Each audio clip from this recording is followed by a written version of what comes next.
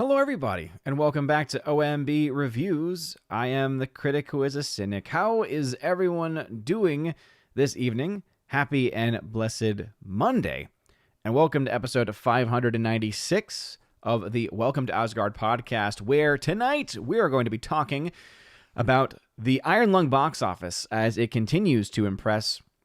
This $3 million budgeted movie, less than $3 million budgeted film, with even less money being spent on marketing, essentially nothing on marketing for that matter, showing Hollywood what it means to actually drive out an audience to the theater, to make your money back and to make a lot of profit to boot. Very, very impressive stuff there. Obviously, people are still a bit mixed on the actual movie itself, but then again, the real story about the film is not the actual story of the film, but more of the making and how the film was distributed and really just the box office story, which I think in many people's minds might actually just be much more interesting than the actual movie, which is probably why people might be going in with certain expectations, and then when they see what the film is, likely or not having those expectations matched, if I had to guess.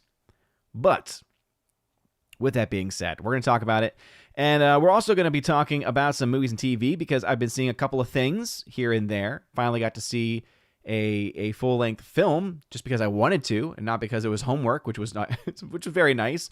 As I continue to play Arc Raiders, which takes up a lot of time, unfortunately, but luckily was able to hit kind of a bit of a lull in the game as we're kind of awaiting some new massive updates. I think there's gonna be a pretty big one tomorrow. We'll have to wait and see. But anyway, because of that, I was actually able to watch Dracula, A Love Story, which I did not know was the full title of the film, and depending on where you look, it is and it isn't. Again, I think the official title is Dracula Love Story, but depending on what sites you look on, sometimes it's just labeled as Dracula 2025, as it was officially released in 2025 and then finally got a theatrical release here in the United States at the very least in 2026. So talk about my thoughts on the movie. Mostly positive stuff to say, to be honest. It's a film that's continued to linger with me, actually, ever since I finished it earlier today. And also, of course, we've got A Night of the Seven Kingdoms, which is right now one of the best shows on television. Very short episodes, very good storytelling. Luckily, the typical Game of Thrones nudity nonsense stuff is there, but it's very limited. Happy to say it's limited. Could even be less, right? But obviously, you can't always get what you want, unfortunately. And it is really awesome to have a medieval fantasy, like I guess more so medieval drama with comedy elements in it. And the most recent episode especially just lifts up the heart, lifts up and gives kind of hope in this dark world that has been created by George R.R. Martin and the whole the Song of Ice and Fire, you know, with the very dark undertones that series had, and of course how the series just completely failed during the last few seasons. It was building up to a completed catastrophic failure. Obviously, season 8 was the epitome of all of that. It's what finally broke the back for the vast majority of people who had not already, started catching on in, the seasons that were leading up to it. But even with that being the case, been watching that show. A lot of positive things to say about that as well. And also just our typical box office talk, discussions, etc. Thank you all again for being here. Please make sure to smash that like button. Make sure you smash the rumble button as well. Thank you. Oh my goodness. Okay. Hopefully I am still here. I just was petting my dog and then realized that I accidentally pressed the power button on my computer. And so I was like, oh boy, I hope the stream didn't just get shut down. Luckily it was like, are you sure you want to shut this down? Are you sure you want to shut this down? This thing's keeping you from shutting down. Whew. Oh boy. Sorry, my dog is freaking out because she's used to cleaning up after dinner time. Because obviously the kids will, they'll leave their food on the ground, and I did not take her up, and so I think she's just mad. So she's like freaking out, like, but you didn't take us up. You didn't take us up. Yeah, Dad, you didn't take us up. How dare you?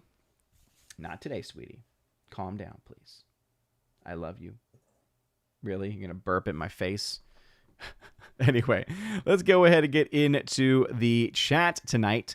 Again, thank you all very much for being here. We got Bruce hanging out in the chat. What's going on, Bruce? Saying see y'all at 7:30. We're already here, man. We are here. Let's see. Banjo Sandwich saying, love the Bad Bunny. I really hope that's not... What are you saying, that you like that halftime show? The question I kept asking during last night's last night's Super Bowl halftime show was, why is this guy famous? I couldn't put my finger on it. The guy can't sing. He's not as good of a dancer as the vast majority of the dancers that were featured last night. So what's his deal? I'm not much of a expert in rap. It's my least favorite genre of music, and so I can't say that I'm an expert in that, but it didn't really seem like he was any better than anyone else in that department either.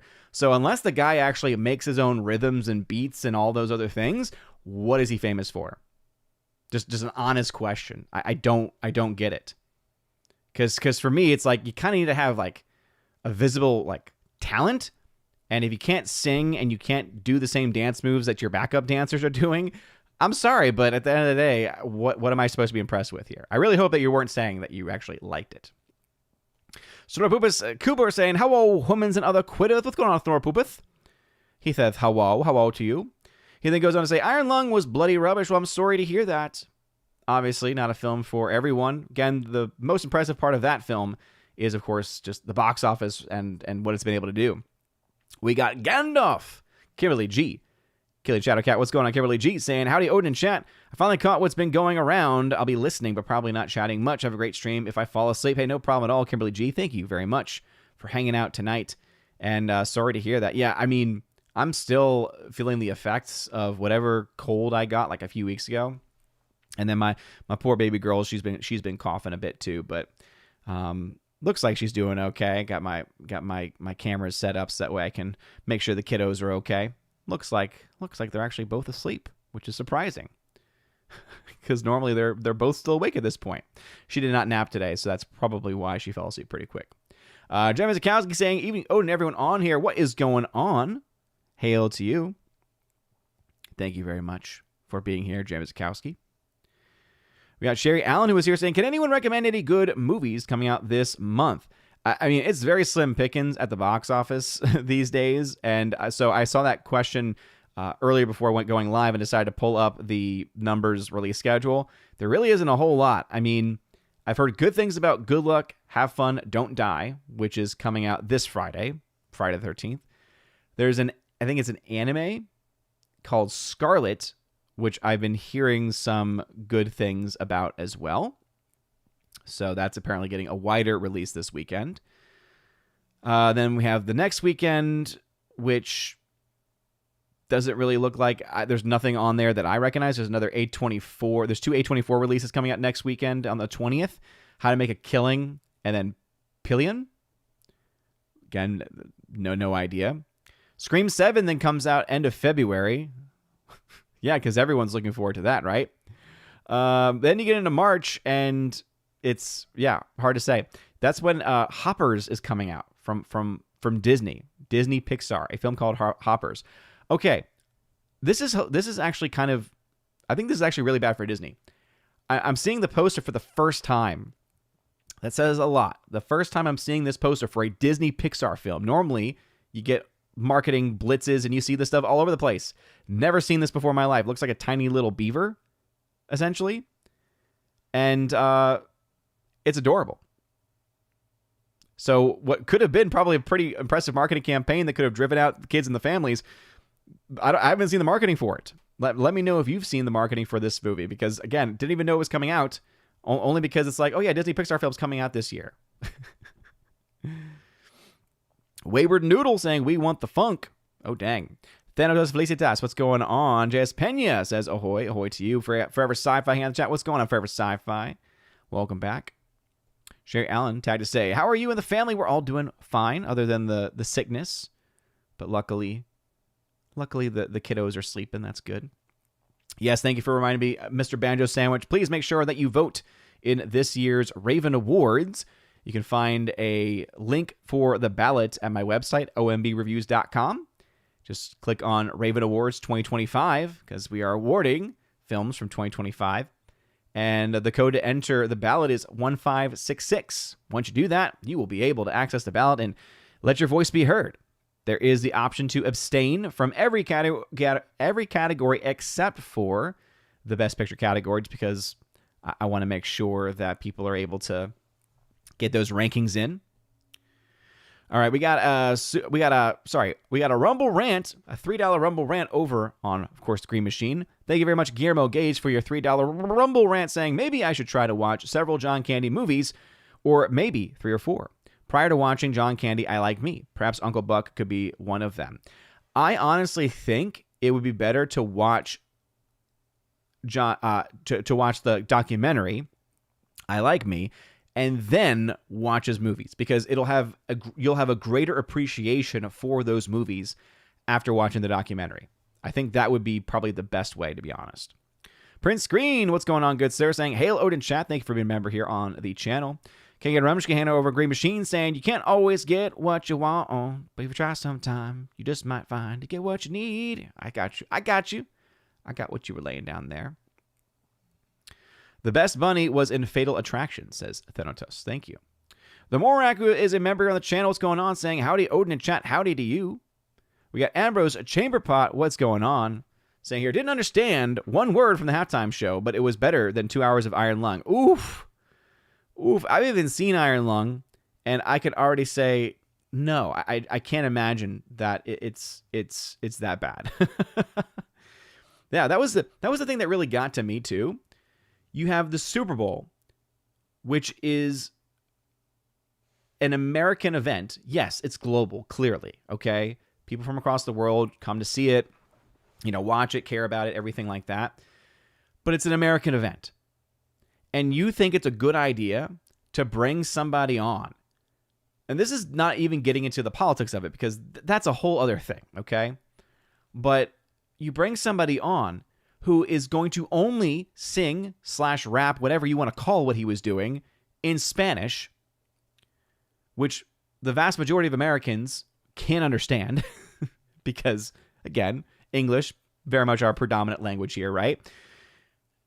And then you put also on the boards the lyrics, but the lyrics are in Spanish. It just seemed very tone deaf to me. It seemed very tone deaf because you just, again, think about the audience watching. And yes, could you say that there's a large portion of that audience that is Spanish speaking? Sure. There's a lot of reasons as to why that is the case, especially now in the United States of America, right? That brings up a whole conversation about immigration too.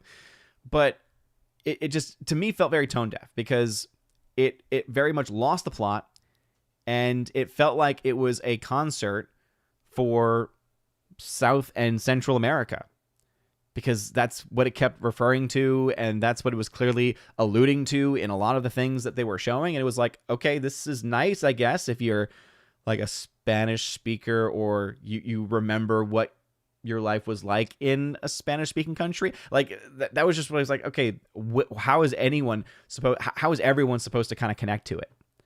It wasn't there. And again, going back to it, why is this guy even famous? He can't sing, and he can't dance as well as his background dancers. In fact, he was barely doing any dancing. He was moving around, sure, but he's not a dancer. He's not a singer.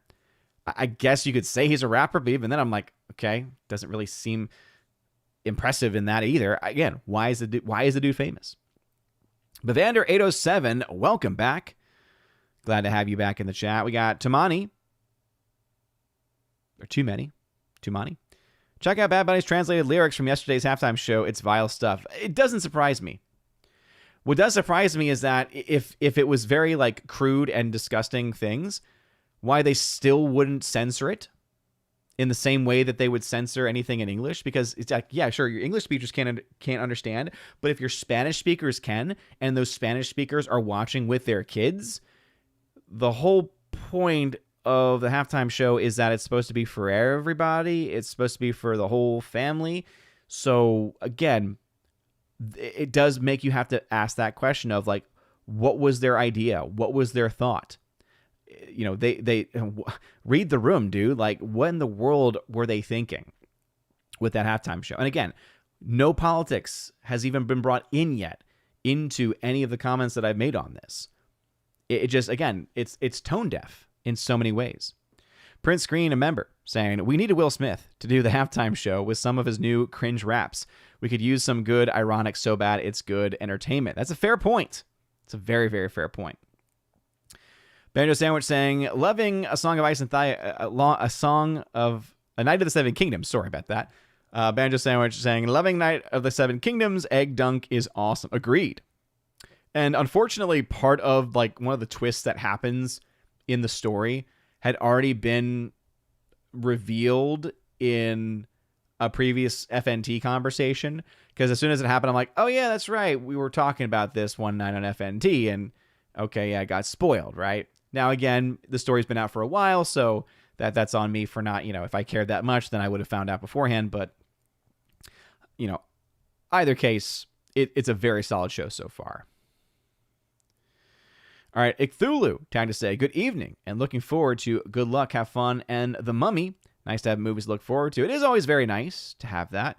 Yeah, I'm definitely looking forward to Good Luck, Have Fun, Don't Die, because I know that the Film Threat guys liked it. At least that's what I'm gathering from the headline on their video. It's definitely on my it's on my list of things to to watch as far as like their actual review of the film. But it sounds like they are very high on it. Prince Green, yes, we finally got Odin singing again. We need Odin for Super Bowl 2027. Oh, goodness. Xvoot85 saying, good evening, Odin. Haven't been on in a while. What are your thoughts on the Odyssey trailer? Well, Xvoot, thank you for the $5 super chat. I have not seen the full Odyssey trailer, to be honest. I have so little interest in that movie. And I know that I probably should, because it's Nolan, and Nolan has a very good track record, though I would argue not nearly as good of a track record over the last 10 years as some people might think he has had. I was someone who actually did like Tenet, someone who did not like Oppenheimer, and everything that I've been just seeing and reading about Odyssey, it makes me respect the fact that he's still clearly one of the best filmmakers as far as like the filmmaking process is concerned. But the casting, in my opinion, is atrocious. If you're going to tell a story that's rooted in history, it should be reflective of that history. If you're going to want to tell a different story, a new diverse story, then tell something different. Write an original screenplay. Make your own epic Greek adventure story, right? That could be fun. That could be something that we haven't seen before, right?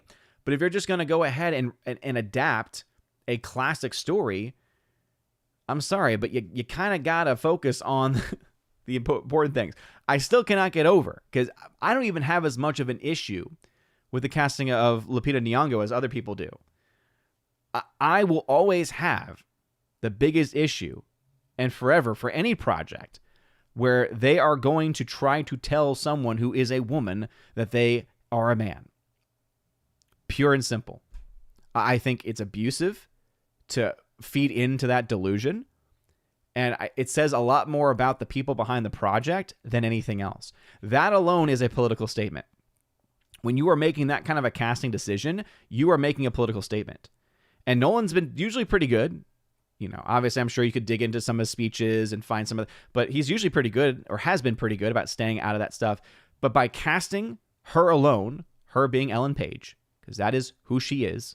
She cannot change that. She can legally change her name, sure, but she cannot change who she actually is. That to me is a political statement. And that to me is more than enough to be like, okay, yeah, nope. No, thank you. Let's see. Panda Sandwich saying, muy bien, Bad Bunny. Oh, please. I really hope that you're joking. I really, again, please tell me, what is he known for? Why is he a thing? He cannot sing and he cannot dance. So please tell me, what is he known for? Guillermo Gage, thank you very much for the $5 Rumble rant, saying Sherry Allen, so I got a message for Sherry, says, you should tell her that if she's into ultra rare Elvis Presley footage, there's something called Epic Elvis Presley in Concert, which is 56-year-old lost footage of him in Las Vegas, 1969. Yeah, I think Luc Besson, who just did Dracula, I think his name was attached to it, actually. It's interesting. Banjo Sandwich saying he was reading the Taco Bell menu in song. Was he really? Is that why he's famous? Because he wrote a song that was just reading off of a commercial menu? Like, what? Guillermo Gage saying, oh, as of 2026, that's a 57-year-old footage about. Ah, thank you, Guillermo Gage, for the $2 Rumble rant, for that clarification.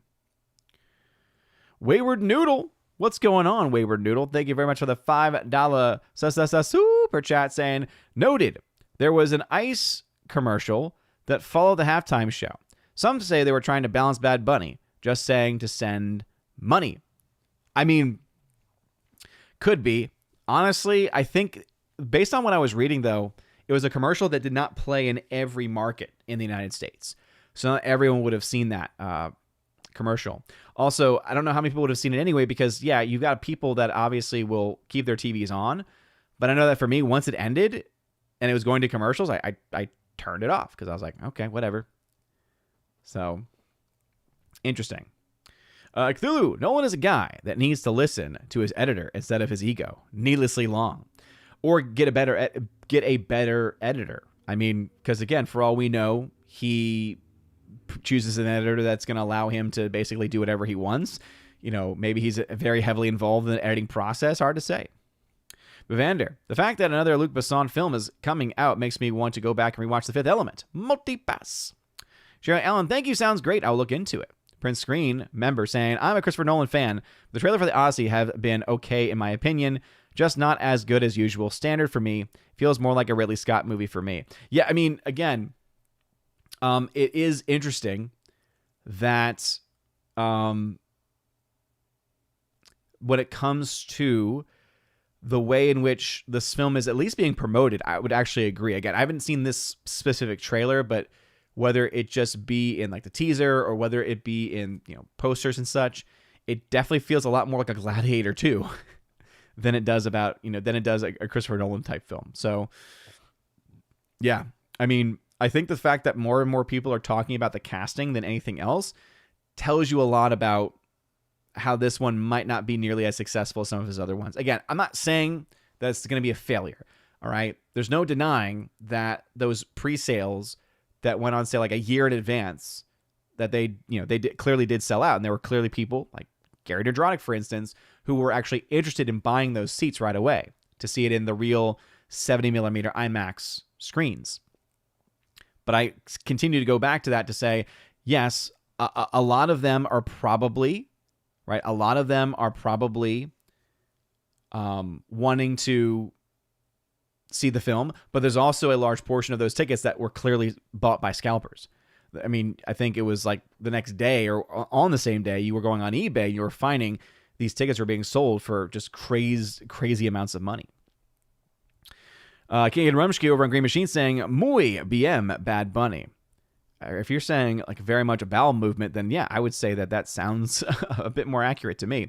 The Morag saying, I watched the TPUSA halftime show, is very happy with my decision. Yeah, I mean, I didn't watch it, to be honest. You know, I was watching the regular one because I was kind of like, okay, let's just see what this is. And yeah, obviously there was a lot of hype around it. Is he going to say something? Is he going to do anything crazy? It was hard to know for sure.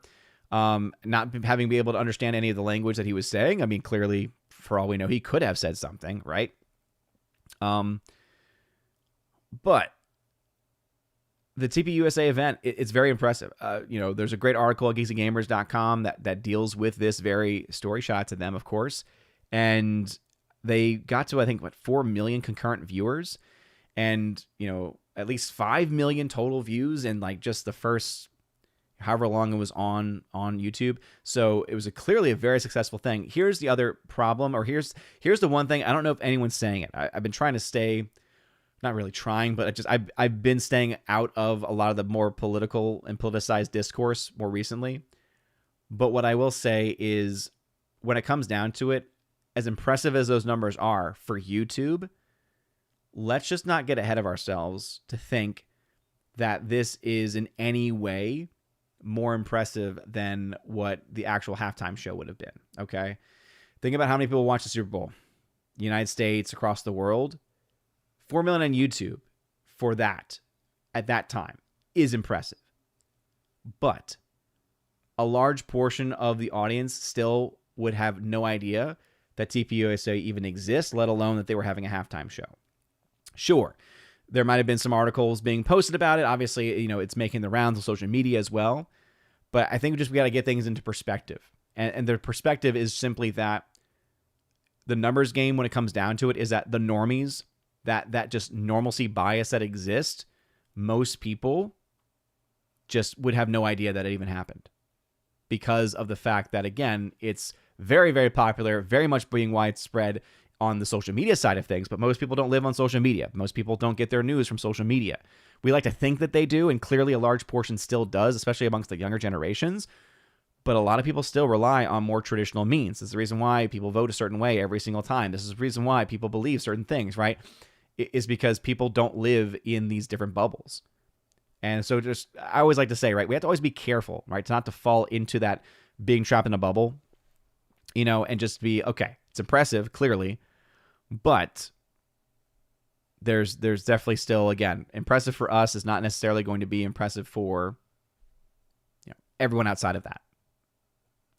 Prince Green saying, throwing Travis Scott in the movie definitely cements the Gladiator 2 comparisons. Gladiator 2 had a Jay-Z and Kanye song. That's a good point. Morak, who's a member, saying, the trailer for The Adventures of Cliff Booth was interesting, and now I'm interested in seeing it. Ooh, okay. Did that just come out? I am more than interested in that series.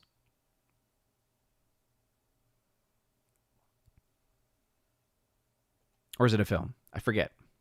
Definitely interested, though. Guillermo Gage, another $2 Rumble rant. If Bad Bunny only performs in Spanish, why doesn't he call himself Conejito Mal or Conejito Travieso? The meanings. Oh, okay. I was like, first I was like, okay, I don't remember all of my Spanish, but I just want to make sure that, now they get appropriate, but Conejito Mal or Conejito Travieso. The meanings are bad or naughty little rabbit. Again, great question. I'm still waiting. Talking especially to you, Mr. Banjo Sandwich Worthington. Why is he famous? I haven't heard a good explanation yet. Jay Nash, blessings to you. Hey, appreciate it, Jay Nash. Appreciate you being here. Guillermo Gage, another $2 Rebel rant saying, I haven't watched Super Bowl in years because I'm always working at the time. I only look up the commercials for the movie trailers. Yeah, I mean, especially ever since they started putting all those trailers online before the actual Super Bowl, it's kind of lost a lot of the specialness when it came to watching it live, but it is what it is. And Cthulhu saying, I understand why Nicolas Cage isn't releasing Madden in theaters. It just looks amazing. Yeah, it's kind of odd. I would have assumed that it was going to, but yeah, it's a very, very good point. All right, let's go ahead and talk about some things when it comes to the box office. And because we're going to be talking about some box office stuff, you know what that means. Time to see a real mathematician at work.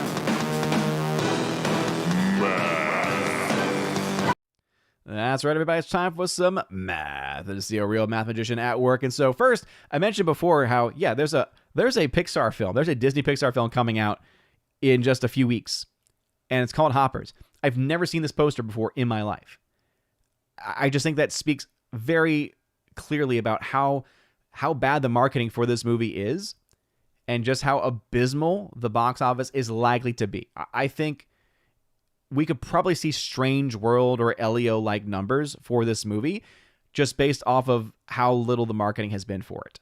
And the excuses will be out there and they'll say, well, it's an original movie and clearly they don't want original content anymore, yada, yada, yada. It's like, look, I'm not going to deny that original, that quote unquote sequels and prequels and, unoriginal content in that way is able to clearly have much of a more profound impact, have a wider stretch because people already have an established IP that they can go, hold on to and reminisce about. And, you don't really need to push marketing as much for those kinds of movies. But the fact is that they still spend a lot of money on these marketings. Like the reason why Zootopia was successful when that film first came out is because they actually put marketing dollars behind it. They actually tried to put a good movie together and put it out there.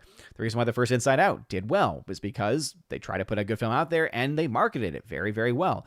So it always boggles the mind when the excuses come out of like, oh, well, the film just wasn't well marketed or blah, blah, blah. It's like, well, again, this is all on Disney. Disney had full control over whether or not people would know about this movie. And they decided, yeah, let's just go ahead with a film called Hoppers. Again, I have no idea what the film is about in any way. But, I mean, here's where we are now, guys. Here is where we are. Let's see if we have anything as far as who is who. Bobby Moynihan and John Hamm do some of the voices. Piper Curter, don't know who that is. Daniel Chong is a director on the film. Let's see if he has done anything before. Nope. He did 6 years ago. Let's see. He was a director for We Bare Bears, the movie. Grizz, Panda, and Ice Bear go on an adventure in Canada after their antics put them on the run from the Department of National Wildlife Control. Okay, that sounds quirky. Didn't do anything box office wise. Like, oh my goodness, didn't even hear about this. South Korea with a Cartoon Network release based on a comic graphic novel. Okay, so he'd done one movie before, and then Pixar was like, yeah, let's just bring him on. Let's just give him minimum $100 million if we had to guess, right? Oh my goodness! Now I'm actually kind of interested. Now let's go down the rabbit hole, as it were. Okay. Let's see. What does the AI overview tell us over on Brave? It says Hopper is an upcoming American animated sci-fi comedy film produced by Pixar, released by Walt Disney Studios Motion Pictures. The film is directed by Daniel Chong and written by Jesse Andrews, marking Chong's first feature-length film at Pixar after his work on We Bare Bears. Okay. 1 hour and 45 minutes long.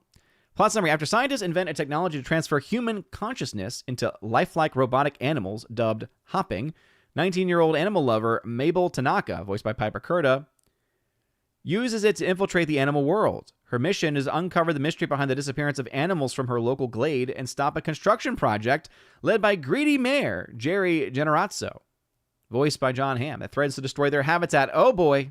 Okay. Well, that tells us a bit about what this movie is going to be about. About what? Deforestation. And look, if there's any environmental cause that I can very much, support, it's against things like deforestation.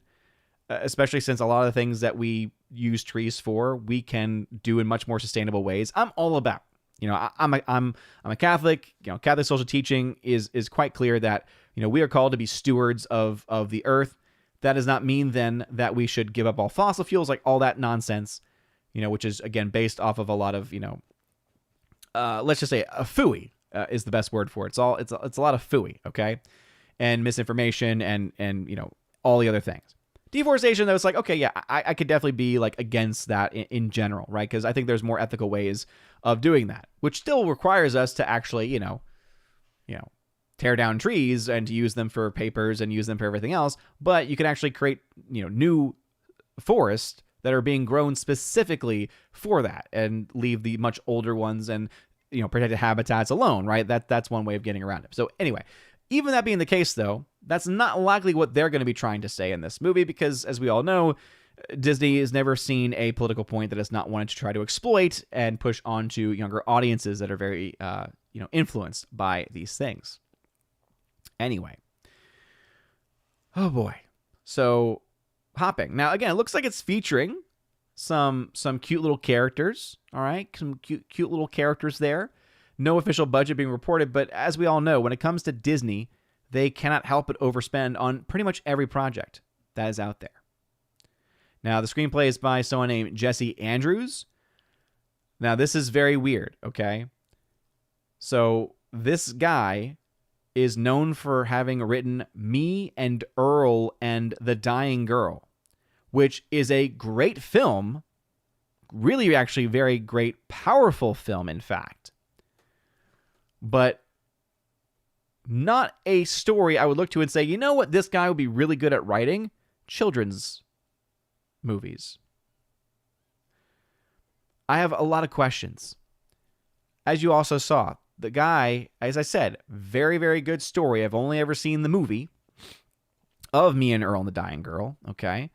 So I don't know if he went on to be, let's go ahead and pull that up as well. So he did do the screenplay, all right? He did do the screenplay. So again, that's a very good first screenplay. Very different kind of movie, though, right? A coming-of-age comedy drama film. Not nearly the same as a animated Pixar film, but this is kind of the MO now for Disney. Let's put a bunch of money into a new director who has not proven themselves at this high level or even a medium-sized level, and then see what happens. Instead of just going with the tried and true of, hey, let's get the people that have made some of the best stories ever, back into the saddle and, you look at some of the greatest classic, Pixar films especially, and you'll notice something. All of them have almost the same writing team in some capacity, or there are names that are very recognizable. I mean, obviously John Lasseter's name comes up a lot. He didn't direct all those movies though, right? The ones he did direct were usually pretty good, but whenever he wasn't directing it, he was at the very least a producer on the film, part of the writing team. You just look at those films and you think, okay, the caliber is just so different. And the reason why I think the drop in quality has been so drastic is because you look at every major IP, you look at every film that Disney puts out there, whether it be in the MCU or whether it be these, obscure or, quote unquote original animated features. And they're overspending, and they're doing it on people that have not proven themselves previously. It's kind of crazy. It's almost as if they want these things to fail. And it's almost like, wait, did y'all greenlight this project just so that y'all could say, hey, investors, this is why we're just going to put all of our future into Toy Story 5 and 6 and 7 and so on and so forth, and Frozen 4, 5, 6, and 7, and let's just go ahead and do another Inside Out, and let's do another Zootopia 3. Oh my goodness. Is this the reason why? Are you purposefully setting up these films to fail to try and continue on? I don't know. But anyway, that had been already up there. Obviously, in the the title of the stream, talking about Iron Lung. Really, the major update is something I covered in my box office breakdown video as well. That Iron Lung actually beat Send Help in its opening weekend. Now, it wasn't by a whole lot, but the fact that Iron Lung had more tickets sold than Send Help being made by Sam Raimi, produced, or at the very least distributed by Disney, Iron Lung being completely, independently produced by Markiplier, created his own distribution company to handle it as well on the distribution side of things. For them to be able to market in such a way with so little money to get more people to show up is just, again, darn impressive. And one could say like, oh, well, he's got 35 million or whatever subscribers on YouTube. Of course, but think about all of the stars that have tens, hundreds of millions even of subscribers on their platforms that cannot drive out anybody to go see their movies, especially in comparison to the amount of money that's being spent on the project. That's, I think, the most important factor.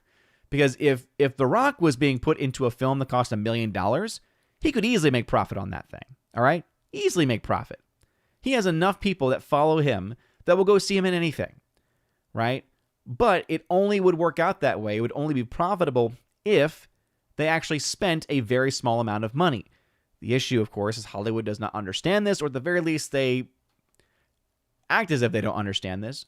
So they spend all this money, put all this capital behind these films, behind these personalities, simply because, or primarily because of their social media presence, that they forget that most people who follow you on social media do not translate into actual ticket sales. I think a great example of that you can see is even my own channel right here, right? I've got over 20,000 subscribers.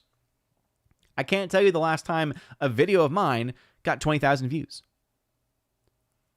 Because the people who are subscribed to my channel don't all watch my videos, clearly. Could be a wide variety of reasons for that, just kind of the nature of the beast though, right? People subscribe because they want to support you, and their subscriber number used to be a lot more important than it is, these days. But again, just because there is a certain number there does not equal success, does not mean that you're going to be guaranteed every single person to then go out of their way to spend actual money to go see your movie, right? But Iron Lung showing, hey, recognizing how much they thought that they could spend on a film and actually make back. And guess what? They're going to see like $30 million worth of profit from this movie. To put $3 million with a little bit of extra in for marketing and then get 30 plus million back, that's just dang impressive, dude. That's just dang impressive. So again, shout out to Markiplier, whole team behind Iron Lung. Very impressive run there. Send Help, $52 million globally. Iron Lung got the number 3 spot this past weekend. Actually had a much better hold than initially thought. $6.7 million, just barely lost to Solo Mio. This film also now at $36 million globally.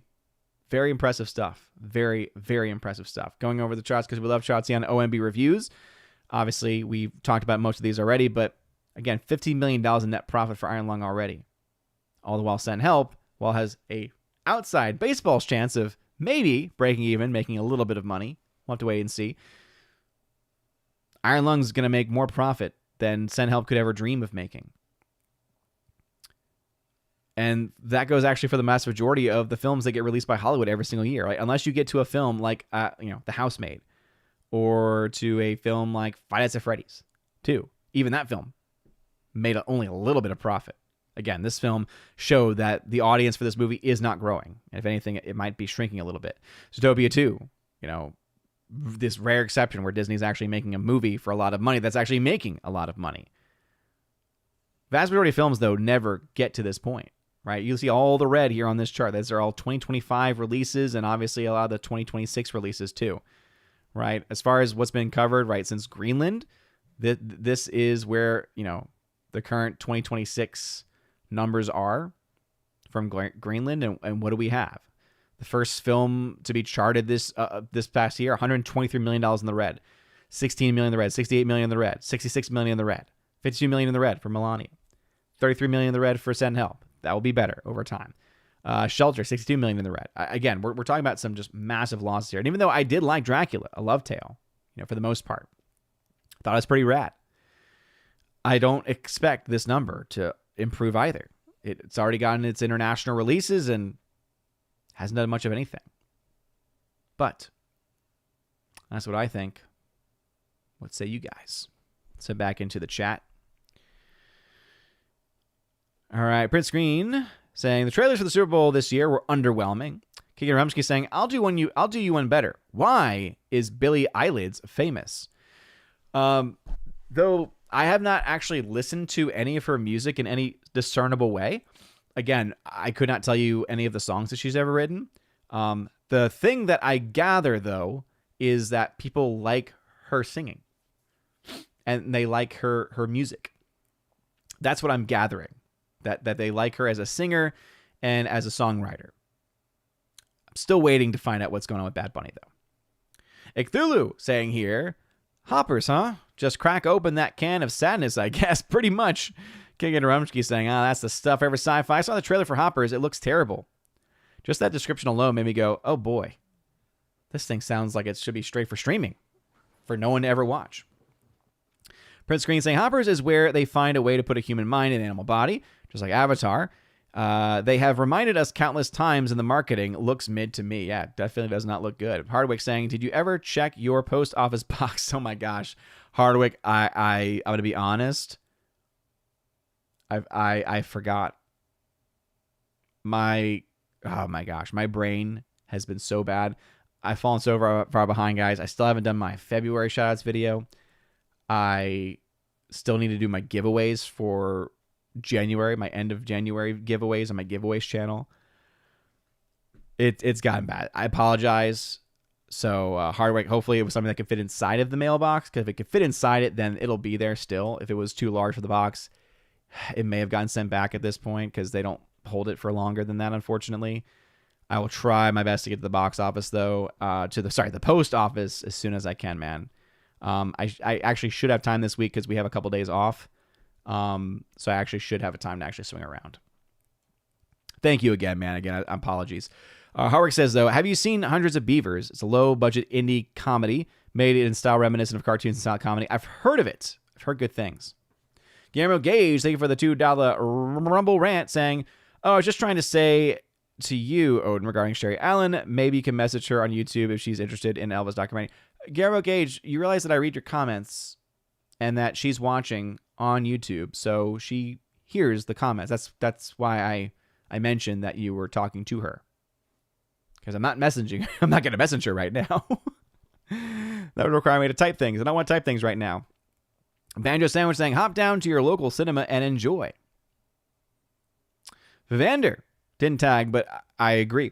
I loved Me, Earl and the Dying Girl. It was the first introduction to Olivia Cooke, who went on to do some great work on House of the Dragon. Agreed. Yeah, I mean, she was very compelling in that movie. Very, very powerful acting in that film. And yeah, that's actually why I was excited for House of the Dragon, was because of her casting. Unfortunately, she followed up her performance, or at least in my head, she followed up her performance with a showing in a very bad movie in Ready Player One, which was a terrible, terrible adaptation of the book. Guillermo Gage says, also that is Baz Luhrmann, not Luc Besson. Okay. I think in my head, I've gotten those two mixed up before. I'm going to be honest. I think Baz Luhrmann is the one that I can't stand. I honestly can't remember. Maybe that's why I was so impressed by Dracula. I thought I was going to... I was thinking in my head of Baz Luhrmann. And it was actually instead Luc Besson who made it. Man, that would explain a lot. The director of the scripted Elvis movie from the 2022. Oh, wait a minute. This is the guy that wrote, "We are like little children." That line that I could never take seriously from the trailer. Gosh, again, as great as the performance in the actual movie was, man. Harbeck saying, epic Elvis Presley in concert is from Baz Luhrmann, not Luc Besson. Okay, thank you. I love when multiple people correct me at the same time. Dick Tulu, who's a member saying, like Leo and Stitch, I have a feeling Hoppers is Disney trying to get a couple of bucks for what was meant to be a straight for streaming. Sounds like it, but when they spend as much money as they do, they don't make it back. Sahil, what's going on, brother? Saying, I got tickets for the meetup in Orlando next month. Hope you'll be there. Looking forward to my first meetup with you all. Been a fan since 2020. Hey, man, thank you very much. Can't wait to be there. Again, I'm fully planning to be there. As you all know, with my two younger kids, they're 5 and 2. If something happens the night before I leave, that could easily, impact me. So that's why I always like to say I'm planning to be there, but I can't promise, I can't guarantee that I'll be there. I'll do the very best that I can.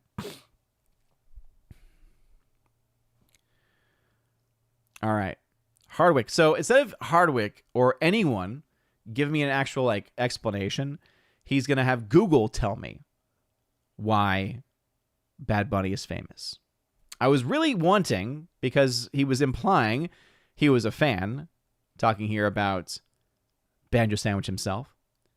But okay, Hardwick says, according to Google's overview, Benito Antonio Martinez Ocasio, known professionally as Bad Bunny, is a Puerto Rican rapper, singer, record producer, and occasional professional wrestler. He did it once, I think. He wasn't bad either.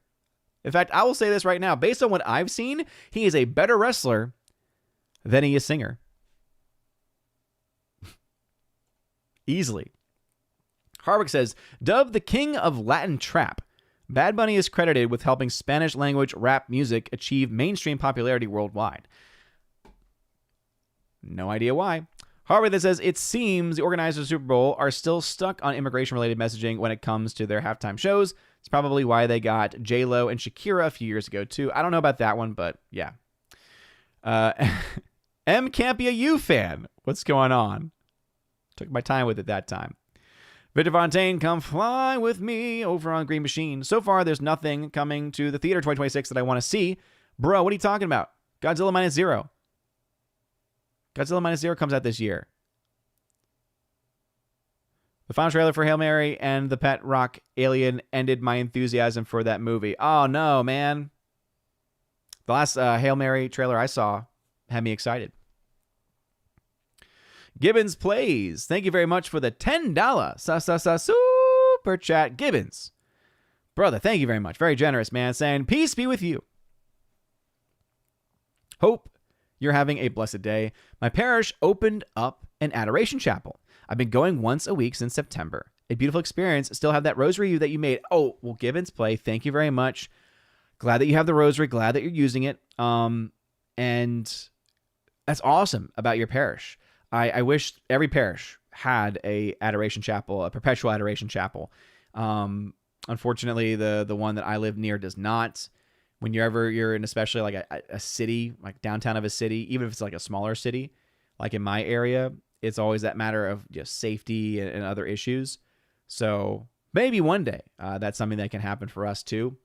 But at this point, I'm still feeling the impacts of of our bishop's decision most recently to end our traditional Latin Mass. I have just not gotten over that. It is really just, it's rocked me to the core, especially because he did not even request dispensation on our behalf. That I think is just kind of like the most heartbreaking thing of it all. It's like we made all these pleas and requests and everything, and he would not even make the request himself. That is kind of like the most heartbreaking thing. So I'm still reeling over that, man.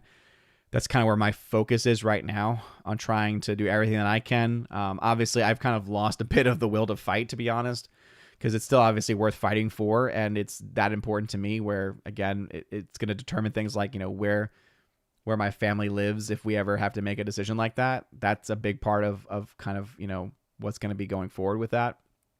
But that's where a lot of my attention is. Luckily, there's other people that are also continuing on in the fight that I'm fully supportive of. There's a group that just broke away from another group, actually, to try to push for another group to be brought into the diocese, which would be awesome.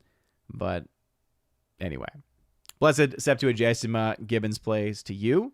For those that don't know, Septuagesima, it's a season in the church that used to exist.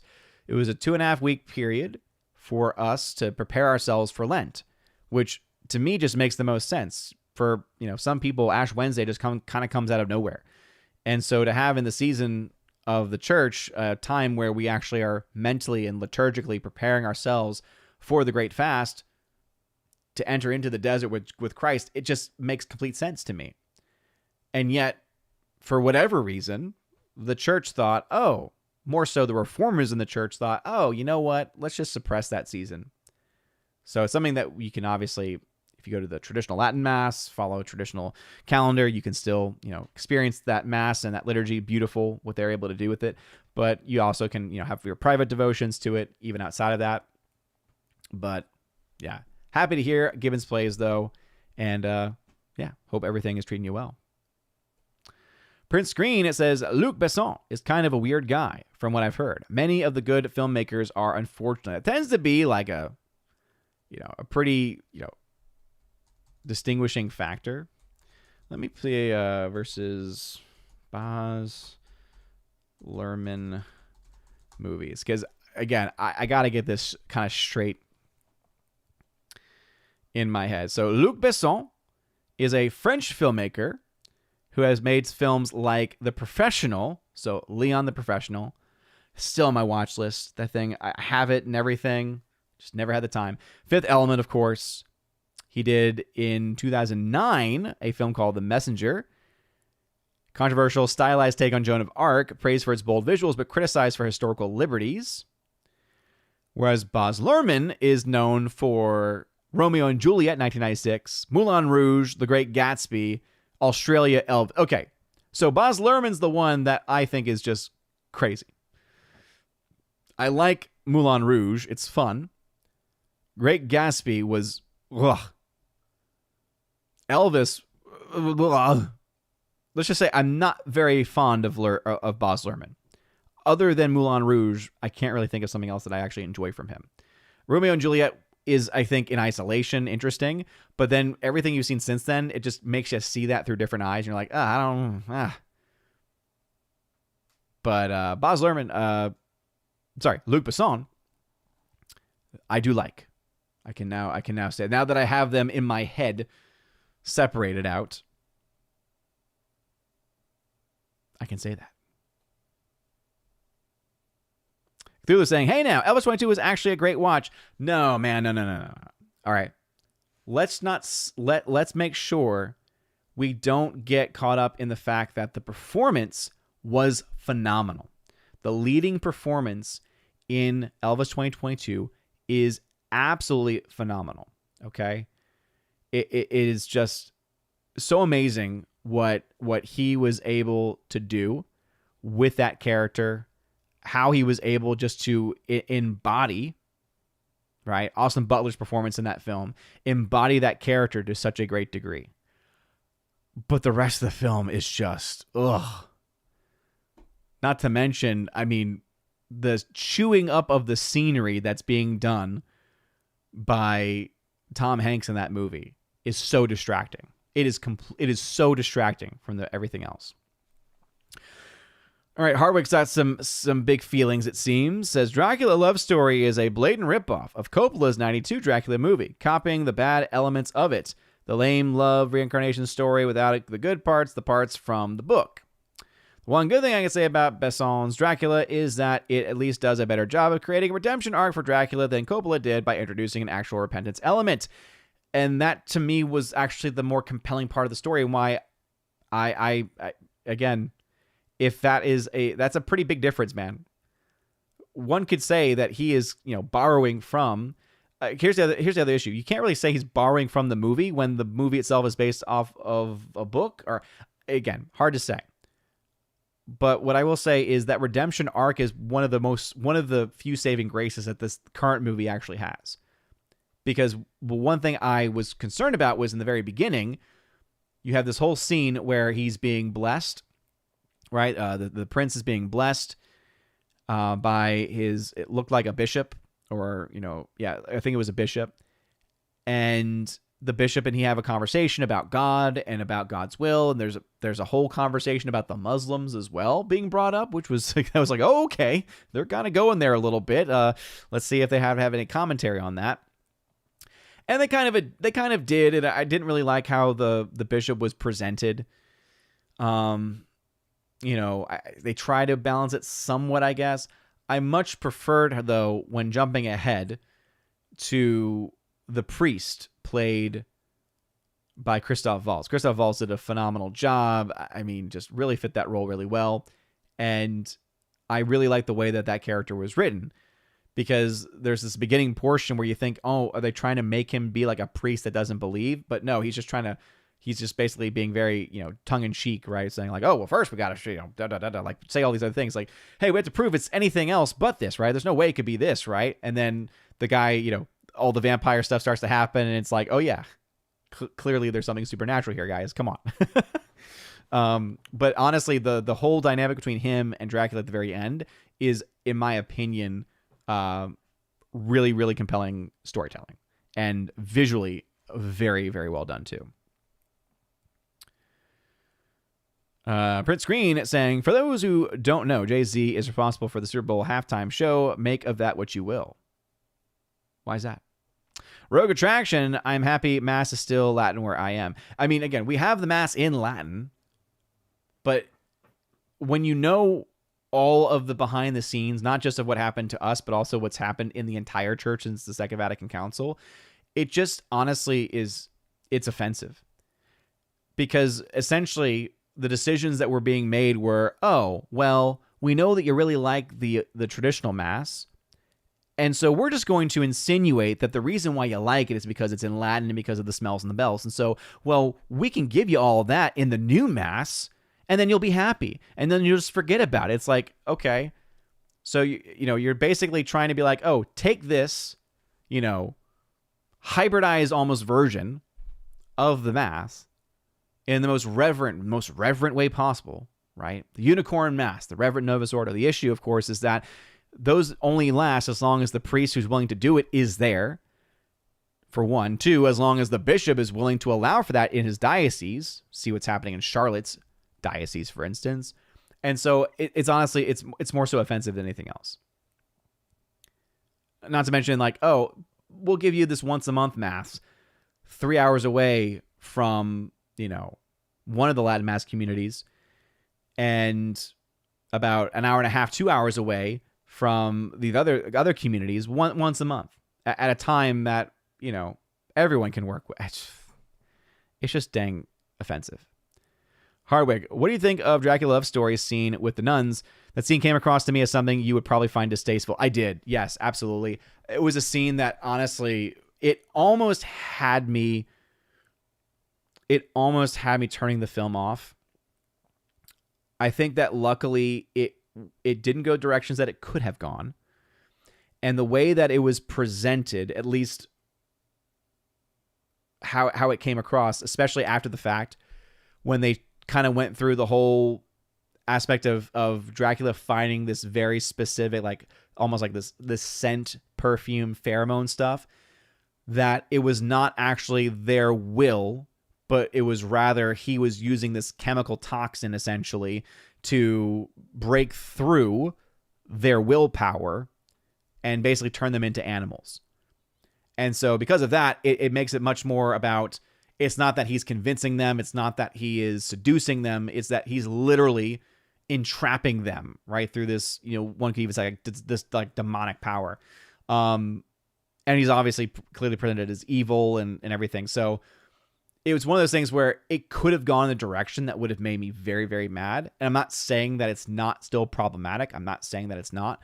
But I will say it did not nearly bother me as much as I thought that it would. When I was like, I see where this scene is going, and I'm not a big fan. Banjo Sandwich, Luke is French, Baz is Aussie. Oh, that explains a lot. Explains a lot. Banjo Sandwich saying, Luke's taxi films are better than the Fast and Furious. Oh. Harvick saying, speaking of Luc Besson, I recently saw his movie Lucy starring Scarlett Johansson for the first time. I think it's a contender for one of the dumbest movies I've ever seen. There you go. Last Relic, what's going on? Harvick saying, Luc Besson's Dracula isn't an adaptation of the book. It copies elements, scenes, visual elements, etc. Even the name Elisabetta. Wholesale from Coppola's movies, which with virtually nothing from the book. And again, I'm not an expert on this, so for all I know, like, did Coppola adapt it from something else other than the book? Again, I don't know. All I can talk about is what I thought about the movie. That doesn't really address any of the things that I enjoyed about the movie. Let's see. Kinkin Rumsky. Deep question. Do you believe the Catholic Church today is being run by Catholics? So yes, obviously the church is being run by Catholics. Do I think that the church is... the better question. Do I think that the hierarchy, or at the very least that there's a large portion today of the hierarchy that does not preach the same faith that was taught prior to the Second Vatican Council? Yes. I think that we have fallen very far from what once was. And luckily, most of the issues stem more so from pastoral problems, more so than doctrinal. However, one of the issues of Vatican II, or at least the so-called spirit of Vatican II, is that the line between doctrine and pastoral approach has now become so thin that there are many prelates and church leaders that will dance that line to the point where they are basically in heresy. But they are so close to the line, they're able to dance and tiptoe back and forth and be like, no, I'm not saying that. Oh, no, I'm not saying that. But you are, right? In practice. So we really need like a Pius X figure. We need someone that's going to come in and just be the hammer. Call things out for what they are. Call it this, heresy of modernism that we're seeing just so prevalent, and do something about it. We don't have that right now. We likely won't for a long time, if ever. Again, only through God's will could that ever happen. But that's the reason why there are groups like the SSPX that are so important in today's world, right? Because what they're doing is they're saying, hey, this is how we were for centuries and millennia. Something clearly has gone wrong and has clearly changed. So what we're going to do is we're going to be like, hey, let's just stay where we are and where we have been for over 1900 years. And, wait until things finally get, mellowed out a little bit. I think they got a lot to say. Speed47, what's going on? Hail to you, Speed47. Hardwick saying, have you disliked any of the Luc Besson movies that you have seen? Of the films that I have seen, again, I haven't seen a lot. Because let me go ahead and actually now have a list of movies. Because that was the first thing I had up there was just like a battle between...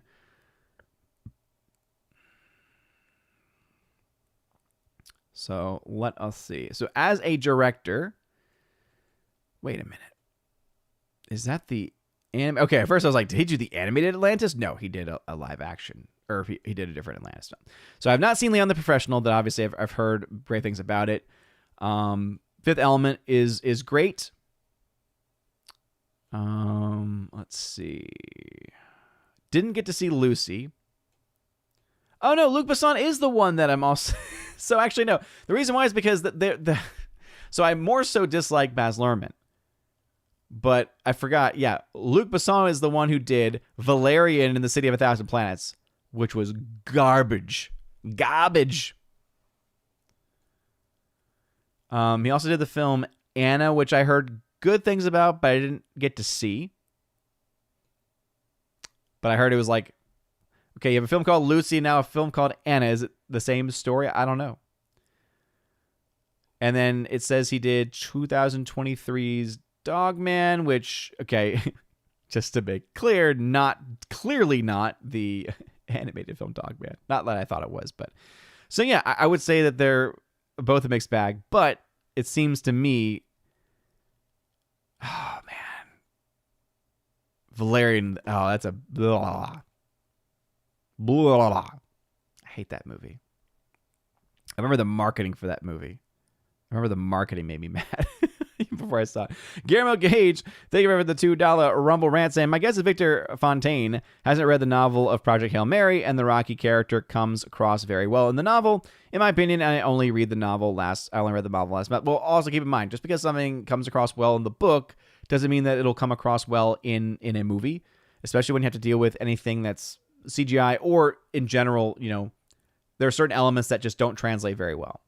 So, Badger Sandwich saying the guy in Dogman is Dracula. Oh, nice. I do like that actor.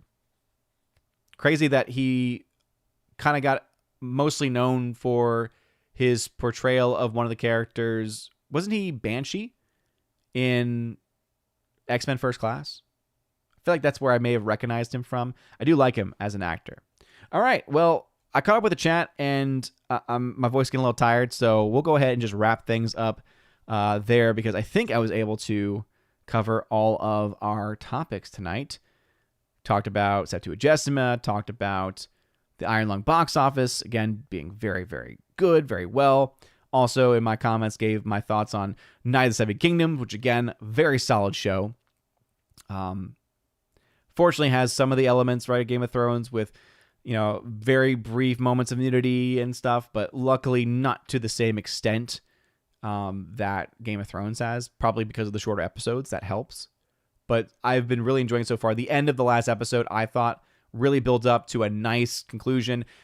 You know, even though a couple of things have been predictable, there was one there where I was like, I did not see that coming. That's going to be very interesting. Can't wait to see what happens. So overall, I'm overall pretty excited. All right. Harvey saying, yes, he was Banshee. That's what I thought. Harvey then said, Lucy is a movie in which Scarlett Johansson's character gets dosed with a drug that enables using 100% of brain capacity, giving her ridiculously godlike powers, and that's an underestimate. I remember, again, I remember the trailer for it. I just never saw the film. Cthulhu was saying, I didn't realize Michael releases in April. That just looks like a great movie. I got so many doubts about that film, man. The reason why is this. I don't know if they're using CGI or de-aging for some of the characters, but the uncanny valley effect was so just off the rails on the trailer. To me, I was like, I hate it. When I look at you and I feel like I'm looking at a partially digitized image of yourself, it bothers me so much. So, you know, obviously it doesn't have potential, sure, but I got a lot of concerns, man. Cthulhu, have a wonderful evening to you. Prince Screen, have a good night as well. Hardwick, if you ever want to see someone herself into a USB stick, Lucy might be a movie for you. Oh, goodness. Kinky Rumsky, I'm writing this one to make you stay a little. How dare you, Kinky Rumsky? Well, at least we didn't have a certain Steven character here tonight who would have just made this stream even longer just by his presence, because there would have been 20,000 questions for us to have answered. But anyway, thank you all very much for watching. This is always fun for us to have these discussions and to see y'all in the chat. Thank you all again for watching. I do apologize again to anyone waiting on the February shoutouts video. I'll try and get that done as soon as I possibly can. And also the giveaways channel over on the Discord server. We'll try and get that taken care of soon also. Thank you all very much for y'all's patience. I really do appreciate it. And yeah, I love you guys. So anyway, thank you all very much for watching tonight. Have a wonderful rest of your evening. And as always, God bless.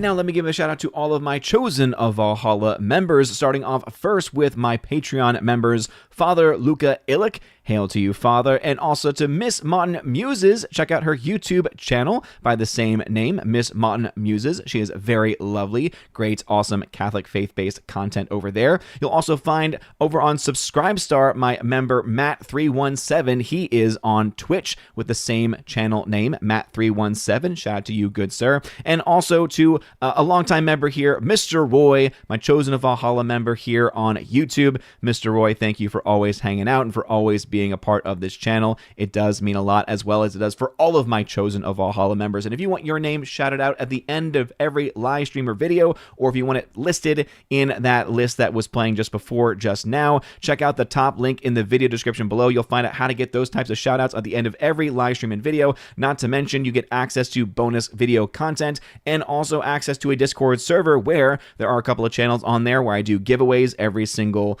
month. In fact, I do multiple giveaways every single month. I try to make it so that I'm giving away Blu-rays and 4Ks that make up at least 4 or 5 different giveaways. Sometimes I have to put them in all towards the very end because back in the school session, of course, now means that I'm going to be a little bit more delayed there. So if you want access to things like that, if you want access to a great community, you guys seriously are all amazing and beautiful. Have a wonderful rest of your day. And as always, God bless.